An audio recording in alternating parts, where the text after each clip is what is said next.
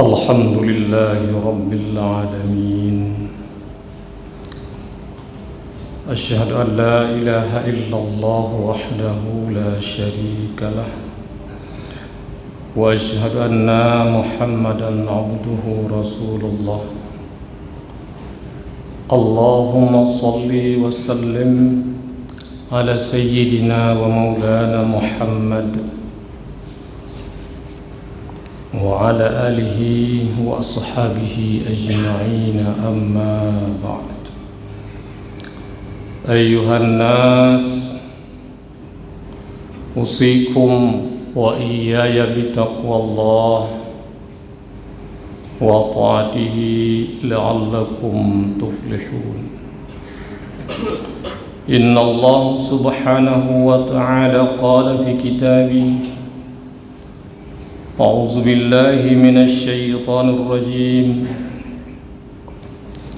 وإذ قال إبراهيم رب اجعل هذا بلدا آمنا وارزق أهله من الثمرات من آمن منهم بالله واليوم الآخر. قال ومن كفر فأمتعه قليلا ثم أضطره إلى عذاب النار وبئس المصير. صدق الله العظيم.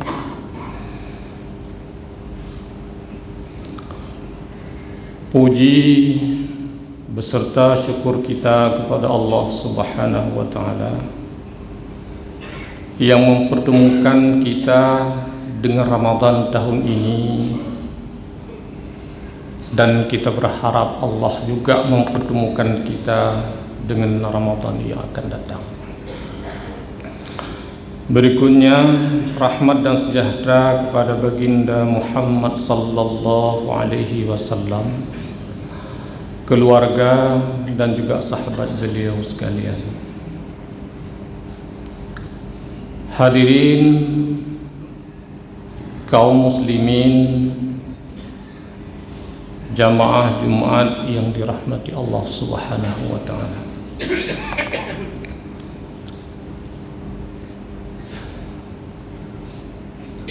Hari ini hari yang ketujuh kita berpuasa. Tadi malam kita sudah membahas berkaitan dengan fiqhus sadaqah wal infaq, fikih bersedekah dan berinfak. Di kesempatan yang singkat ini, di hari yang mulia ini, kita akan mengisi dengan pembahasan fiqhud daulah atau fikih kenegaraan, dengan pembahasan mengenal negeri yang baldatun thayyibatun wa rabbun ghafur. Kita baru saja selesai melewati proses pencarian pemimpin, dan itu sudah selesai.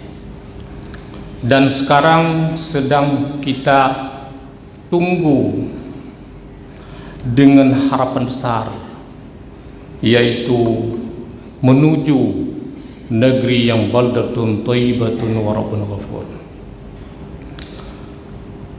Menjadi pertanyaan besar, apa sebenarnya yang dimaksud negeri baldatun thayyibatun wa rabbun ghafur? Menurut Imam Al-Qurtubi, negeri yang baldatun thayyibatun wa rabbun ghafur adalah negeri yang aman dan damai, selamat daripada bencana Allah Subhanahu wa Ta'ala. Beliau mengatakan, kullu baldatin yakunu fiha arba'ah fa ahluha maqsumun minal bala. negeri yang di dalamnya ada 4 perkara, maka rakyatnya akan selamat daripada bala dan bencana. Dan itulah yang dimaksud dengan baldatun thayyibatun wa rabbun ghafur. Lalu apa saja 4 perkara itu untuk mendapatkan baldatun thayyibatun wa rabbun ghafur? Yang pertama menurut beliau adalah imamun adil la yadhlim. Kalimat itu tersusun dari 2. Yang pertama imamun adil, lalu diikat dengan la yadhlim, pemimpin yang adil. Jika ditanyakan pemimpin yang adil itu seperti apa, menjadi jawaban la yadhlim, ialah pemimpin yang tidak berlaku zalim. Itu pemimpin yang adil. Adil dalam bab kepemimpinan sangat berbeda dengan adil dalam bab nikah. Kalau adil dalam bab nikah, wali dan saksi itu tidak fasik. Itu adil dalam bab nikah. Adil dalam bab kepemimpinan berbeda dengan adil dalam bab pelayanan. Kalau dalam bab pelayanan, adil memberi pelayanan kepada orang yang lebih duluan datang berbanding yang kemudian datang. Itu adil dalam bab pelayanan. Tapi adil dalam bab kepemimpinan ialah adil seorang pemimpin yang tidak berbuat zalim. Memang mencari pemimpin yang adil sulit, bahkan hampir mustahil. Bagaikan mencari jarum di atas batu hitam di malam yang kelam. Cukup sulit menemukan pemimpin yang adil, yang tidak berlaku zalim. Minimal, kalau kita tidak menemukan yang adil dan tidak berlaku zalim, minimal terdapat standar yang minimal. Yang pertama, standar minimalnya pemimpin yang adil itu mengacu kepada kaidah fikih maslahatul ammah muqaddam ala maslahatil khassah. Pemimpin yang punya prinsip kepentingan umum didahulukan atas kepentingan pribadi dan kelompok. Itu prinsip pemimpin yang adil. Kalau seorang pemimpin setelah dipilih lalu masih mendahulukan kepentingan pribadi, kepentingan kelompok atas kepentingan umum, maka pemimpin itu masih kategori pemimpin yang zalim. Itu standar yang pertama. Standar yang kedua, pemimpin yang adil adalah yang memiliki prinsip menyamakan kedudukan rakyat di depan hukum. Al-qawi wal-dha'if wal-ghani wal-faqir amamal haq sawa'un. Orang kuat, orang lemah, orang kaya, orang fakir di depan hukum itu sama. Kalau yang bersalah itu rakyat biasa, sama dengan orang yang bersalah, orang yang punya jabatan misalnya. Di depan hukum diberlakukan sama. Itu standar pemimpin, itu pemimpin yang adil. Tapi kalau ketika di depan hukum yang bersalah itu pejabat, ya, elit, diberikan fasilitas, tetapi ketika yang bersalah itu orang biasa, rakyat,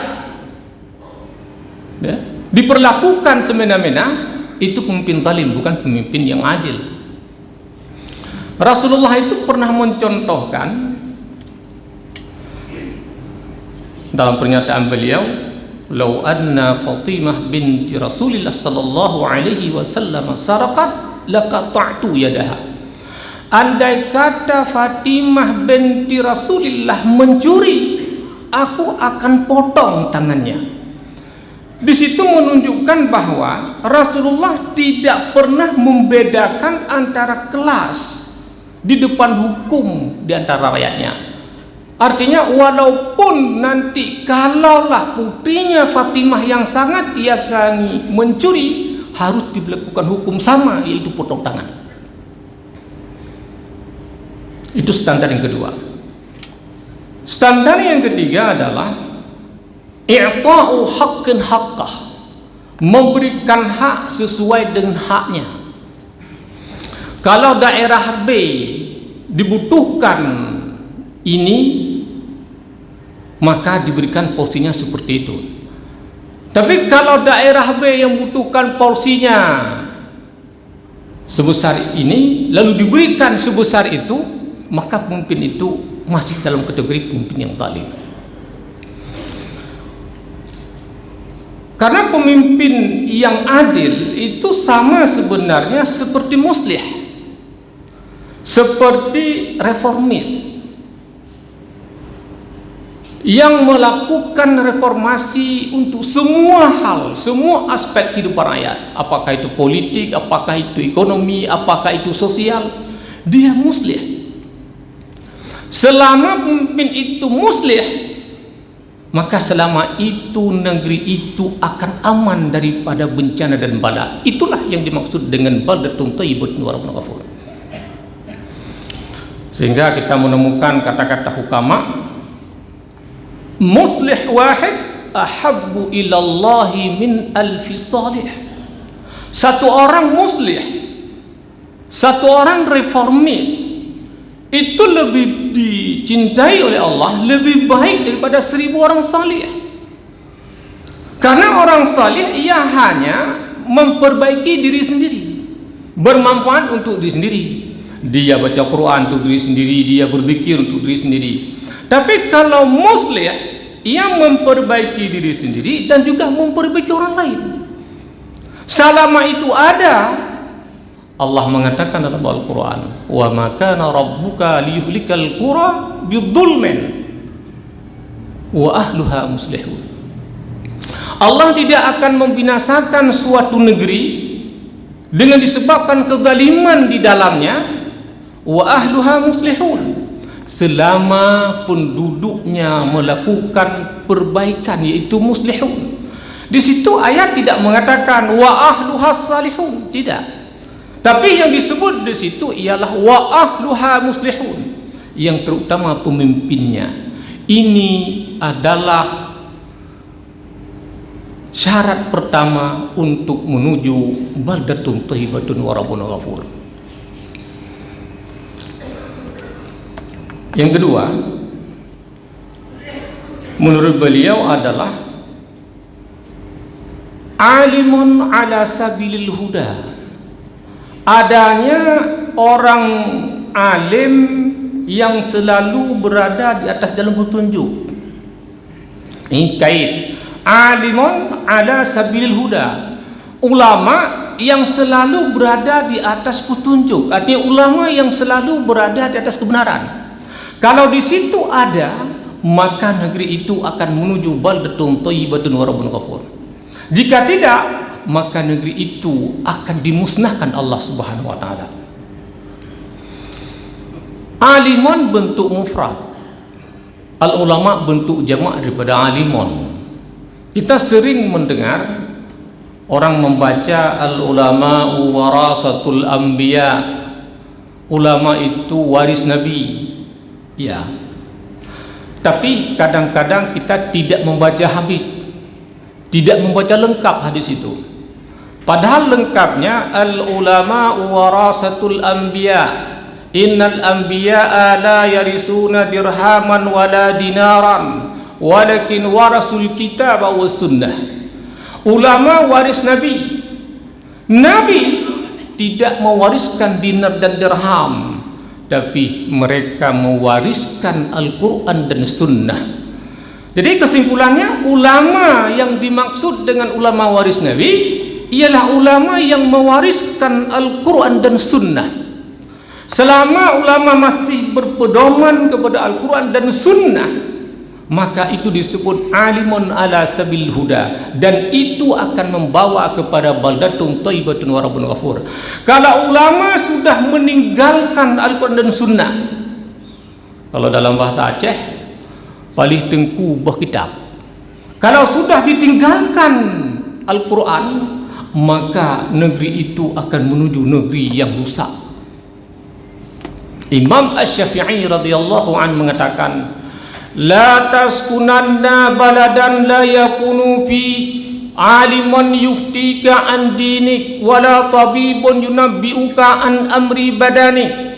Jangan kamu tinggal di sebuah negeri yang di dalam negeri itu tidak ada seorang pun ulama yang memberikan jawaban tentang masalah agamamu, dan tidak ada seorang pun tabib yang menjelaskan tentang masalah badanmu ataupun fisikmu. Jangan tinggal di situ. Itu yang kedua. Yang ketiga, untuk menuju negeri yang baldatun thayyibatun wa rabbun ghafur adalah al-masyayikh ya'muruna bil ma'rufi wa yanhauna 'anil munkar. Adanya para orang tua yang selalu mengajak yang ma'ruf dan nahi mungkar. Kalau sebaliknya, orang tua banyak tapi orang tua diam, tidak pernah mengajak kepada kebaikan, tidak pernah menyeru melakukan nahi mungkar, jangan berharap negeri itu baldatun thayyibatun wa rabbun ghafur. Sudah banyak sekali para ustadz, para kiai, para penceramah, para khatib menyampaikan baldatun thayyibatun wa rabbun ghafur berapi-api. Tapi kalau di dalam negeri itu orang tua yang begitu banyak membiarkan amar ma'ruf dan nahi mungkar, maka negeri itu tidak akan sampai pada baldatun thayyibatun wa rabbun ghafur. Tadi kita menyampaikan bahwa kalau orang tua diam, kalau kita diam atas kemungkaran, as-sukutu adalah maksiyah asyaddu maksiyatan. Diam di atas maksiat lebih maksiat daripada maksiat itu sendiri. Kita kadang-kadang tidak melakukan maksiat. Tiap hari kita jamaah di masjid ini, tiap malam kita ibadah di masjid ini, tapi kemungkaran juga kita biarkan berkembang. Kita tidak peduli dengan apa yang terjadi di sekitar kita. Al-Quran menjelaskan kenapa Yahudi dulu setelah Allah meletakkan posisi Yahudi sebagai makhluk termulia, lalu kenapa Allah mengutuknya.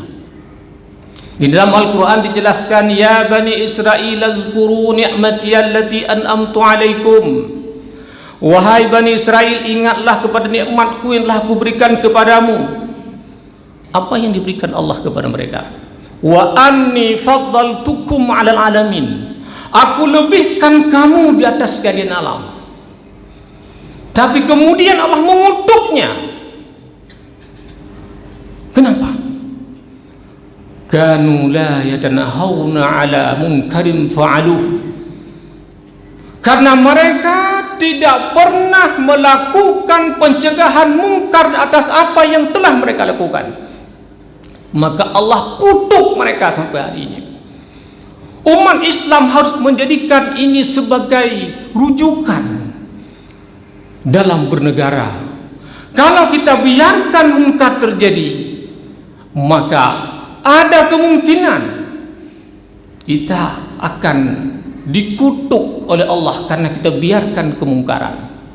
Dan tidak sempurna iman seorang mukmin, tidak sempurna Islam seorang muslim.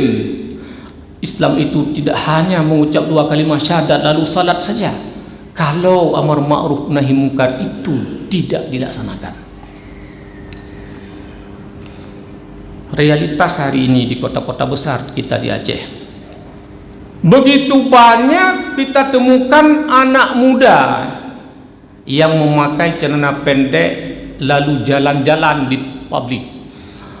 Mereka jalan-jalan di pasar, mereka jalan-jalan di kafe dengan celana pendek. Tapi kita diam. Yang dimaksud kita ini adalah orang-orang tua diam, tidak peduli dengan kejadian itu. Maka seperti kata orang tua-tua dulu, rusak redep karena remit, rusak anak mit karena orang tua. Karena orang-orang tua membiarkan, apalagi orang tua itu sendiri yang pakai celana pendek jalan-jalan di publik, jalan-jalan di kafe-kafe, jalan-jalan di tempat umum. Jangan salahkan anak muda ketika mereka menampakkan pangkal pahanya di depan umum. Kalau pada orang tua tidak menjaga busananya, jadi kalau para ibu-ibu, jangan salahkan para remaja memakai pakaian yang merusak syariat, merusak kearifan lokal. Karena rusak anak miat, karena orang tua. Kalau al-masyayikh, orang tua ini tidak melakukan amar ma'ruf nahi mungkar, maka pembahasan baldatun thayyibatun wa rabbun ghafur, siapapun pemimpinnya tidak akan tercapai. Yang ketiga. Yang keempat, kata Al-Qurtubi, nisa'un masturat la yatabarujanna tabarujal jahiliyatil ula. Wanita-wanita yang menutupi aurat, yang tidak tabarrud membuka aurat seperti zaman jahiliyah dulu, itu akan menuju baldatun thayyibatun wa rabbun ghafur. Kalau sebaliknya, kita menemukan wanita di mana-mana membuka aurat, tidak memakai jilbab. Kita lihat wanita-wanita memakai pakaian yang sempit. Kita lihat wanita-wanita memakai pakaian transparan. Itu tidak akan sampai pada baldatun thayyibatun wa rabbun ghafur. Dulu waktu kita kecil-kecil, kita pernah mendengar guru kita mengatakan, al-mar'atu imadul bilad, wanita itu tiang negara. Idza saluhat saluhal bilad, apabila wanita itu baik, maka baiklah negara itu. Wa idza fasadat fasadal bilad, apabila wanita itu buruk, maka hancurlah negara. Jadi negeri yang baldatun thayyibatun wa rabbun ghafur, jika di dalamnya para wanita itu menutupi aurat. Sekarang sudah mulai terkontaminasi dengan pemahaman, ya, ketika ada yang menyerukan pakailah pakaian sesuai dengan syariat, pakailah jilbab, sudah bunyi sekarang, sudah terkontaminasi dengan pemahaman lain. Apa katanya? Bek ni ya peduli urusan neraka lun. Neraka lun urusan lun, surga lun urusan lun. Ini bukan masalah surga dia, neraka dia, surga kita, neraka kita. Masalah surga neraka itu urusan Tuhan. Tapi hari ini kewajiban amar ma'ruf nahi munkar itu kewajiban setiap muslim.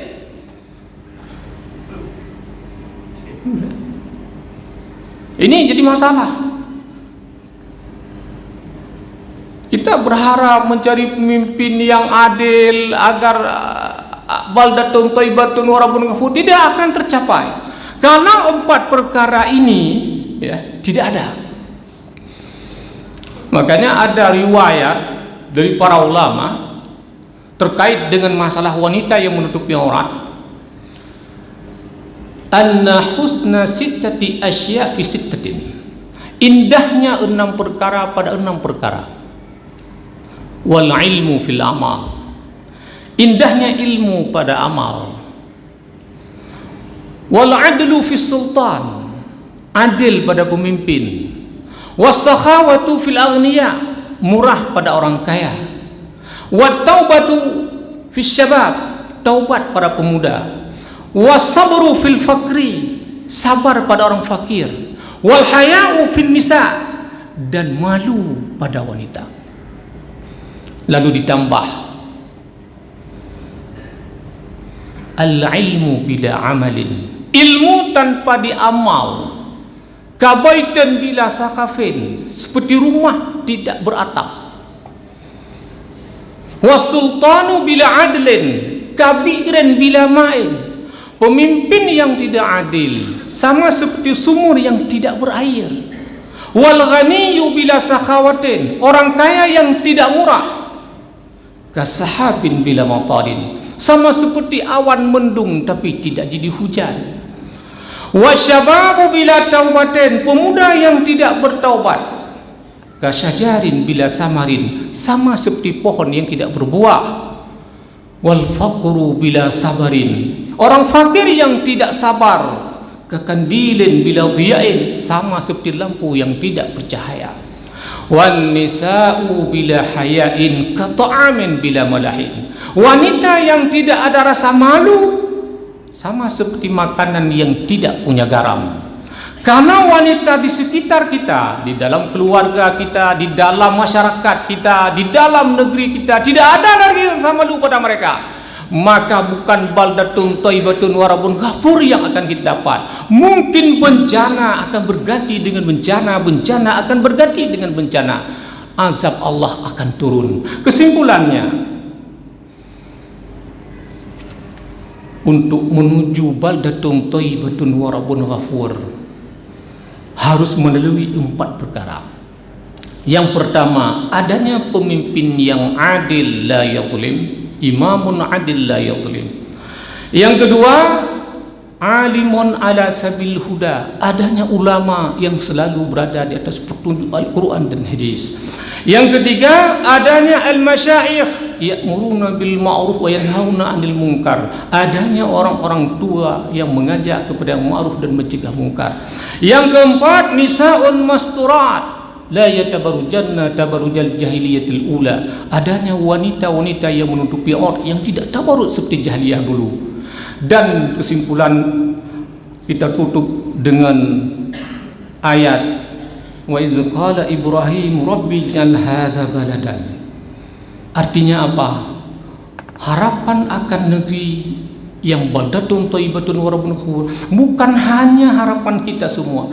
Para nabi pun berharap negeri itu ada, negeri baldatun thayyibatun wa rabbun ghafur. Ibrahim alaihissalam berdoa ketika beliau di Mekah, Rabbi ij'al hadza baladan aminan warzuq ahlahu. Ya Allah, jadikan negeri ini negeri aminan, yang aman dan damai, warzuq ahlahu minat thamarati man amana minhum billahi wal yawmil akhir. Jadi harapan akan negeri yang makmur, baldatun thayyibatun wa rabbun ghafur, bukan hanya harapan kita-kita, juga para nabi berharap adanya baldatun thayyibatun wa rabbun ghafur. Semoga bermanfaat. Barakallahu li wa lakum fil Qur'anil azim wa nafa'ani wa iyyakum bima fihi minal ayati wa zikril hakim wa taqabbala minni wa minkum tilawatahu innahu huwas samiul alim.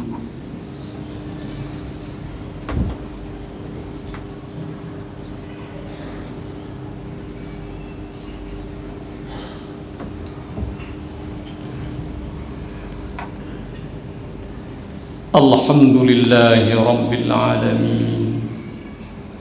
Allahumma salli wa sallim ala sayyidina wa maulana Muhammadin sayyidil mursalin wa ala alihi wa ashabihi ajma'in, amma ba'd. Ayuhan nas, usikum wa iyaya bitaqwallah wasari'u ila maghfiratin min rabbikum wa jannatin 'arduha as-samawati wal ardh wa'iddan lil muttaqin.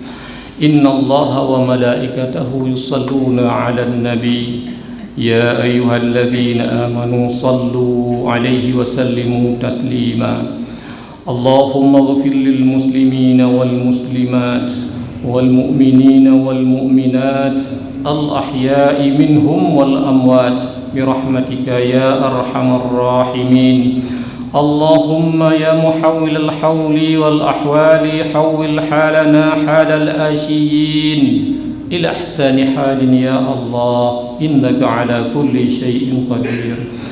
ربنا ظلمنا أنفسنا وإن لم تغفر لنا لنكونن من الخاسرين. ربنا آتنا في الدنيا حسنة وفي الآخرة حسنة وقنا عذاب النار. عباد الله، ولذكر الله أكبر. أقيم الصلاة.